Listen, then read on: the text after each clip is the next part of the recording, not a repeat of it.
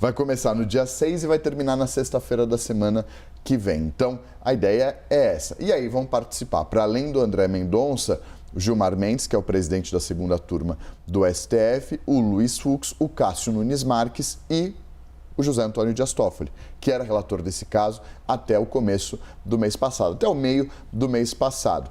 Ele não se declarou impedido, ele não se declarou suspeito, então não tem nenhum impedimento legal para que ele participe desse julgamento. Ele se afastou em meio à pressão interna e externa, deixou o caso passou para o ministro André Mendonça. Se tivesse suspeição ou impedimento, o caso começaria do zero, as provas seriam anuladas, tudo seria invalidado, as decisões seriam invalidadas e tudo teria de começar do começo. Isso não aconteceu, o que para as investigações foi uma boa sinalização, mas no final das contas, com a saída dele, a chegada do André Mendonça, a relatoria mudou.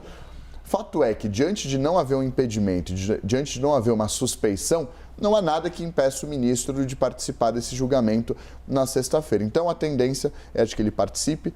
Até agora, todas as sinalizações são nesse sentido. O julgamento terá 5 ministros participando, ele começa na sexta-feira de manhã. Estou aqui já imaginando esse voto de Toffoli, né, Théo e Clarice Oliveira? Porque se ele diz, concordo, valido o que tu dizes, meu caro, excelentíssimo, meritíssimo colega, a gente tem mais ali um ponto de reflexão e projeções, né, e análises sobre a postura de Dias Toffoli diante de um caso tão escandaloso, da maior fraude financeira do país e com tantos contornos, com tantas coisas. A defesa, Clarissa, como é que faz? Se divide em 10? Porque é por isso que esses big clientes, muitas vezes têm mais de um escritório, mais de um advogado, eles têm uma equipe grande. Já a gente chega aqui em Viviane Barsi de Moraes, a esposa de Alexandre de Moraes, e quando ela era responsável pelo caso, ou um dos casos envolvendo o Banco Master. Como é que a defesa tem analisado tudo isso e os prejuízos com o vazamento seletivo de mensagens? Bom, muito bom dia novamente, Elisa, Théo, para todo mundo que está com a gente aqui hoje. Elisa, puxando um pouco toda essa expectativa para o julgamento, todo o trabalho feito pela defesa de Daniel Vorcaro já antevê, inclusive, a ideia de buscar eventuais nulidades no processo. Ou seja, tentar identificar aqueles pontos onde há um prejuízo significativo que alcance aí Daniel Vorcaro na forma como esse processo está sendo conduzido.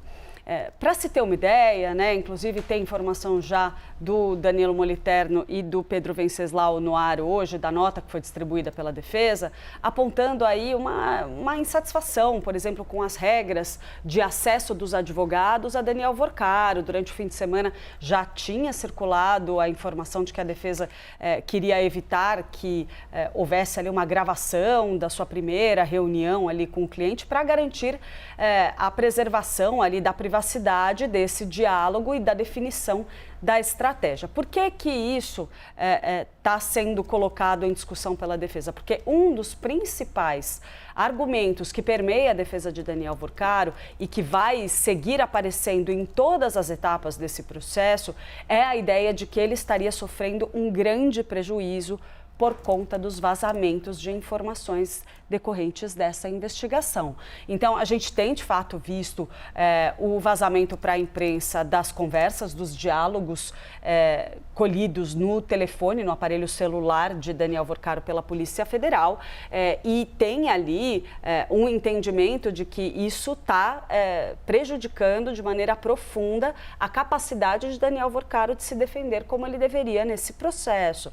Então, tem também a discussão sobre se ele pode ou não conversar com seus advogados no ambiente controlado para que essa estratégia seja devidamente preservada. A gente está acompanhando ali já desde a semana passada todos os bastidores da definição de estratégia da sua defesa. E para se ter uma ideia, a expectativa era de que Vorcaro conversasse com seus advogados na sexta-feira, segundo a informação que tinha chegado para mim. Essa reunião ainda não aconteceu. Tudo isso cria atrasos, cria dificuldades para o trabalho da defesa.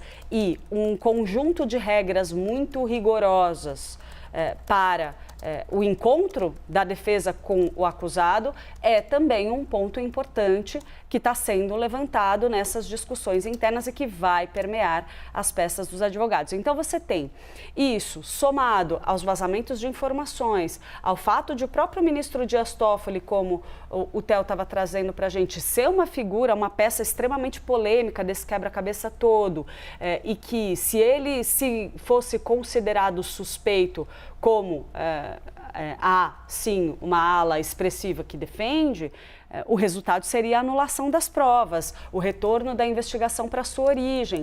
Então, tudo isso vai sim subsidiar o trabalho dos advogados no decorrer das próximas semanas e a gente vai entrar ali numa queda de braço para tentar isentar ou eliminar parte das provas que estão sendo colhidas pela Polícia Federal contra o dono do Banco Master. E em cima disso tudo, Elisa, vale a gente lembrar, não está descartada, apesar das manifestações públicas, a possibilidade de uma delação premiada de Daniel Vorcaro. Isso é, sim, cogitado, questionado nos bastidores, embora haja o entendimento, como a gente trouxe na semana passada, de que ainda não é o momento de colocar isso na mesa.